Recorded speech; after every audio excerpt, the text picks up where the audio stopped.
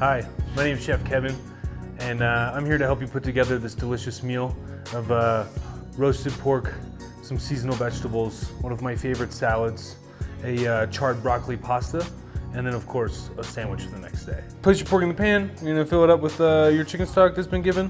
You're gonna place this in the oven. You wanna place it in at 400 degrees, upwards of 425 if you do not have a fan in your oven. From there, we're gonna cook it for 30 minutes, uncovered. And then after 30 minutes, we're gonna pull it out. We're gonna cover it with our layer of tin foil, and we're gonna drop the temperature of the oven to 325 degrees. Turn it down to 325, and we'll throw that pork back in, and we're gonna let this bad boy ride for 3 hours. All right, so now we have our roasted pork. You can see that there's like some nice caramelization here. So first things first is we're gonna snip off all this rope. So you're gonna need a handy pair of scissors. You're gonna go ahead, turn this thing over, come through the bottom, snip that long rope, and then you're just gonna come through and snip each individual one. Don't worry if you miss one, you'll know once you turn it back over. You wanna gently pull this off. And this is the part where you're gonna be like, man, this is really messy. But do you know why it's messy? Because it's a bunch of delicious, tacky pork that you just roasted. And your house smells like pork and fennel and lemon. So now we're gonna come through and we're gonna slice. You wanna give yourself about like a nice inch per guy. Just do like nice, long, slow slices.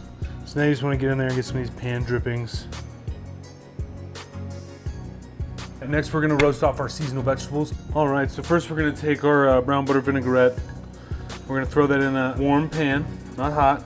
As soon as it's melted, we're gonna throw our carrots in. You just wanna gently stir these around. And then throw in your parsley. Now when you're plating this for people, just kind of let things fall off your spoon.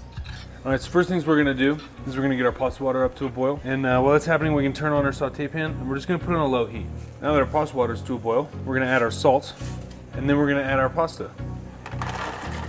Pasta has a 6-minute cook time. Now we can turn our saute pan just up to a nice medium. So then we're gonna add our olive oil in. We'll take our crushed garlic clove. We're just gonna lightly toast that while our pasta cooks. Nice little pasta tip is you wanna stir it just to keep it from clumping. Once that garlic's nice and toasted, you can discard it. You wanna get a little bit of this starchy pasta water. Add it to the pan. So when you add the water to the pan, you wanna make sure you have a decent amount of pasta water with just, a little bit of oil floating on top. And just keep that pot on low until our pasta's ready to go. And now that our 6-minute timer's up, we're gonna finish cooking this in the pan with the sauce. All right, so now we're gonna turn up the temperature a little bit, just to a nice medium high. You wanna kind of start to hear those noodles in there. We're gonna add a touch more pasta water. Next, we're gonna take our charred broccoli pesto. I'm gonna get in there with that. Kind of just wanna shake that pan back and forth, really getting that sauce all around. All right, now we're just gonna add a touch more water. We're gonna add our vinegar of Espelette and diced shallot. And then we're gonna take our cheese. We're gonna take 3/4 of it right in. Save the rest for the top. And as you can see, you have a nice creamy, emulsified sauce. So you're just gonna kind of plate this right in the center of the plate. Try and get a little noodle, a little sauce in each pour. And then you're gonna have a little extra sauce we're gonna garnish with on top. Spread it out a little bit as gravity lets it fall. You're gonna take the rest of that cheese and you're just gonna sprinkle it from a nice high distance right on top.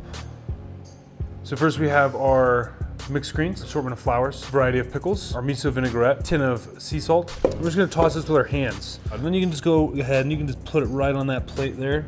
You're gonna take some of your flours and you're just gonna drizzle.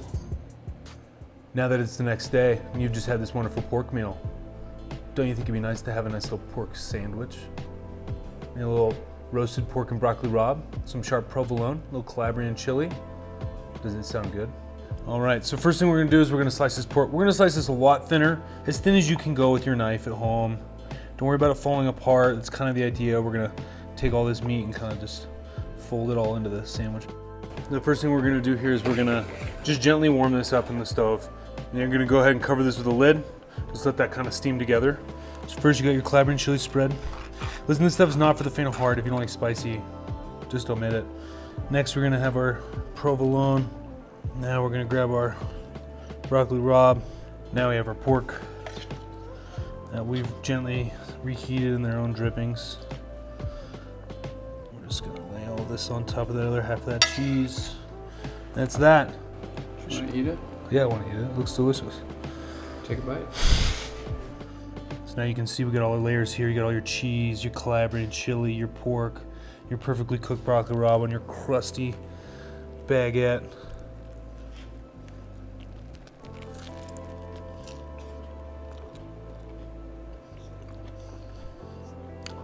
When it hits, it hits.